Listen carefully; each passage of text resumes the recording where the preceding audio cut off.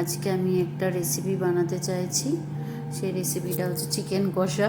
তোমরা সবাই বাড়িতে করে থাকো, বাট আজকে একটু নিউ স্টাইলের করতে চাইছি। তো সাথে থাকো, দেখো, লাইক কমেন্ট করো, কেমন হয়েছে বলো। ঠিক আছে, ভুল থাকলেও কমেন্ট করো, ঠিক থাকলেও বলো।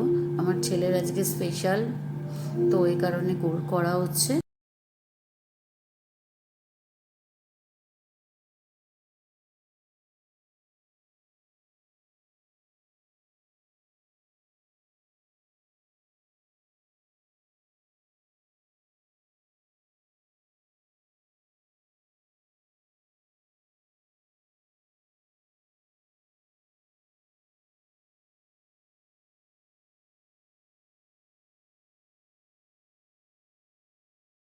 চিকেনের সাথে একটু পটল বাটাও আমি রেসিপিটা শেয়ার করলাম তোমাদের সাথে।